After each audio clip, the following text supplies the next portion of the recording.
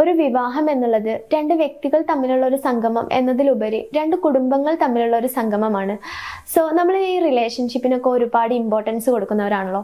അതുകൊണ്ട് തന്നെ ഒരു മാരേജ് കഴിയുമ്പോൾ അവിടെ ഒരു ഹസ്ബൻഡ് ആൻഡ് വൈഫ് റിലേഷൻഷിപ്പ് എന്നത് മാത്രമല്ല, mother in law, father in law, sister in law, brother in law, അങ്ങനെ ഒരുപാട് റിലേഷൻഷിപ്പ് ഉണ്ടാവുന്നുണ്ട്. ഹസ്ബൻഡിന്റെ ഫാമിലി ആയിക്കോട്ടെ, വൈഫിന്റെ പാരൻസ് ആയിക്കോട്ടെ, ഇവരുടെ ഒരു ടോക്സിക് ആയിട്ടുള്ള രീതിയിലുള്ള ഒരു ഇടപെടൽ എന്ന് പറയുമ്പോൾ നമുക്കതിനെ പ്രോത്സാഹിപ്പിക്കാൻ സാധിക്കില്ല.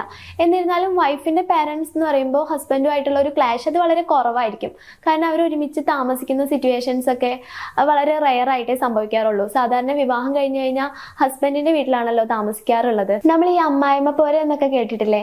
കാലങ്ങളായിട്ട് നിലനിന്ന് പോകുന്ന ഒരു ആചാരമാണത്. ഒരു 90% അമ്മമാരും വിചാരിക്കുന്നത് അവരുടെ മകൻ വിവാഹം കഴിച്ച് കൊണ്ടുവരുന്ന പെൺകുട്ടി ഇവനെ കംപ്ലീറ്റ് ഇവരിൽ നിന്ന് ഹാക്ക് ചെയ്ത് കൊണ്ടുപോകുമോ, അല്ലെങ്കിൽ അടർത്തി മാറ്റുമോ, ഈ പെൺകുട്ടി കാരണം ഇവൻ ഞങ്ങളിൽ നിന്ന് അകലുമോ, അങ്ങനെ ഒരുപാട് പേടികളാണ് അവരുടെ മനസ്സിലുള്ളത്.